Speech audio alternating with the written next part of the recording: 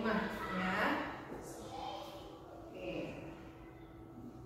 Pada pertemuan kali ini kita akan membahas pembelajaran IPS kelas 5 tentang kenampakan alam dan keberagaman sosial budaya. Ada beberapa tujuan pembelajaran yang harus kita capai pada pertemuan kali ini. Ada 3 tujuan pembelajarannya. Apa saja? Guru bacakan yang pertama. Dengan kegiatan mengamati gambar kenampakan alam, siswa dapat menyebutkan kenampakan alam pada gambar secara tepat. Juga dengan kegiatan mendiskusikan kenampakan alam wilayah daratan dan perairan, siswa dapat menyebutkan kenampakan alam wilayah daratan dan perairan beserta ciri-cirinya dengan benar. Tujuan yang ketiga ada dengan kegiatan membaca tentang adaptasi masyarakat terhadap kenampakan alam sekitar, siswa dapat menyebutkan contoh adaptasi masyarakat terhadap kenampakan alam sekitar secara tepat. Itu adalah 3 tujuan pembelajaran yang harus kita capai. Kita masuk ke pengertian kenampakan alam yang sudah kita bahas pada pertemuan sebelumnya. Apa? Kenampakan alam adalah berbagai bentukan muka bumi yang terjadi secara alamiah. Kenampakan alam adalah segala sesuatu yang ada di alam yang menampakkan diri atau menunjukkan diri kepada kita. Itu adalah pengertian kenampakan alam. Ayo untuk mengingat, buka kembali catatan yang kemarin. Betulkah pengertian kenampakan alam seperti ini? Kalau yang minggu kemarin belum mengikuti pembelajaran, maka pada pertemuan kali ini guru minta materinya ditulis di buku masing-masing ya. Kenampakan alam ini dibagi menjadi 2, terbagi menjadi wilayah, yaitu ada wilayah daratan dan juga ada wilayah perairan. Nah, wilayah daratan itu terdiri dari apa saja? Wilayah daratan itu terdiri dari dataran rendah, dataran tinggi, pegunungan, gunung, tanjung, semenanjung, dan juga lembah. Itu adalah wilayah daratan. Kalau wilayah perairan itu terdiri dari sungai, danau, laut, selat, dan teluk. Nah, kita uraikan satu persatu. Pertama, pengertian dataran rendah. Dataran rendah adalah wilayah di daratan dengan ketinggian antara 0 sampai 200 meter di atas permukaan laut. Jadi kalau dataran rendah itu tingginya hanya maksimal 200 meter di atas permukaan laut. Umumnya daerah dataran rendah ini terdapat di sekitar pantai. Daerah dataran rendah dapat dimanfaatkan manusia untuk kegiatan apa saja? Ada untuk kegiatan pertanian, peternakan, perumahan, membangun industri, perkebunan tebu, perkebunan kelapa, dan lain sebagainya. Itu pengertian dari dataran rendah. Sekarang ke dataran tinggi. Dataran tinggi yaitu permukaan dataran tinggi yang terletak di atas 600 meter dari permukaan laut. Kalau dataran rendah itu 0 sampai 200 di atas permukaan laut. Kalau dataran tinggi itu di atas 600 meter dari permukaan laut.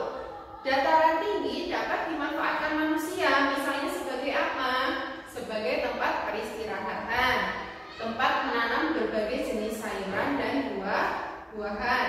Dataran tinggi biasanya merupakan daerah yang sejuk karena berada sangat tinggi di atas permukaan laut.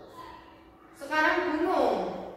Gunung ada 2 macam, yaitu gunung berapi dan juga gunung tidak berapi. Gunung berapi itu menghasilkan barang-barang tambang seperti batu,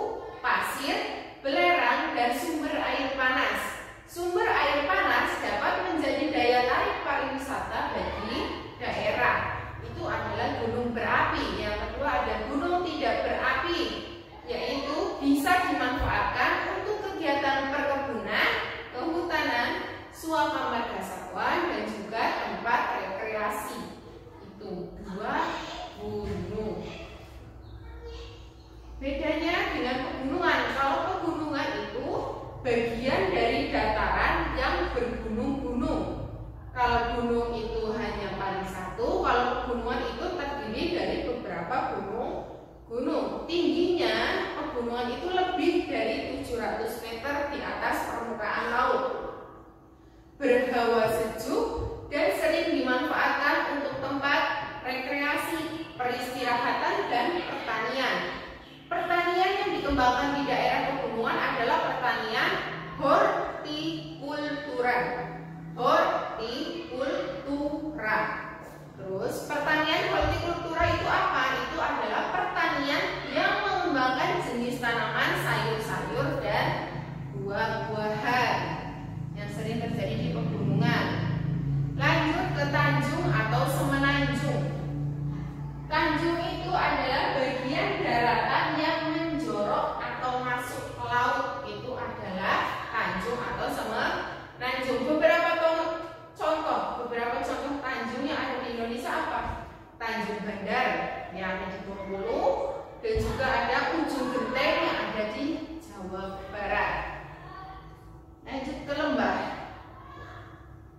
Lembah ialah wilayah daratan yang sangat rendah dan cekung yang terdapat di kaki gunung atau tepi sungai. Contohnya ada lembah Balem di Papua. Itu tadi kenampakan daratan. Sekarang kenampakan perairan. Kenampakan perairan ini ada 4. Tadi apa saja? Sungai, danau, selat, teluk. Kita bahas satu-satu. Sungai, tanah basah yang selalu digenangi air dan ditumbuhi tanaman. Sungai-sungai di Indonesia sangat banyak. Umumnya sungai-sungai besar yang terdapat di pulau-pulau besar seperti Jawa, Sumatera, Kalimantan, Sulawesi, dan Papua. Sungai-sungai besar dapat dimanfaatkan sebagai sarana transportasi. Itu sungai. Danau itu genangan atau cekungan air yang sangat luas dan dikelilingi oleh daratan. Danau terbentuk karena peristiwa alam seperti letusan gunung berapi, pengikisan tanah, dan pergeseran permukaan bumi.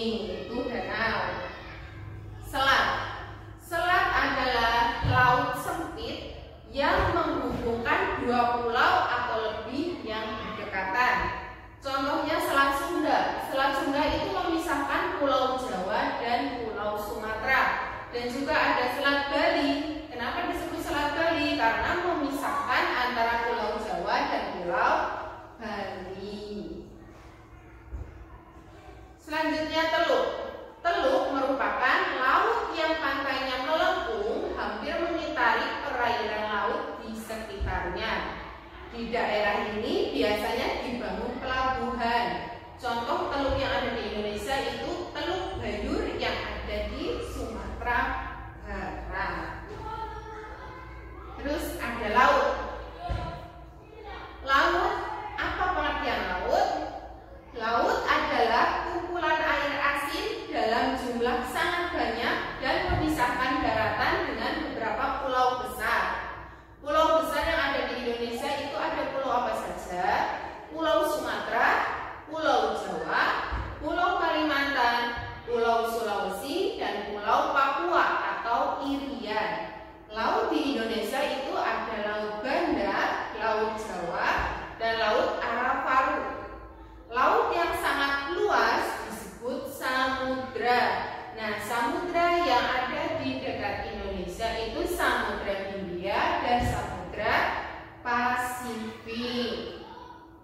Oke, untuk anak-anak yang tertinggal atau merasa penjelasan guru itu begitu cepat, bisa mengulang dan yang ada pada gambar kalian foto kemudian ditulis di buku tulis. Itu pengertiannya ya. Dan jika ada yang ditanyakan dan belum paham setelah pembelajaran kali ini, sampaikan ke guru, langsung menghubungi guru.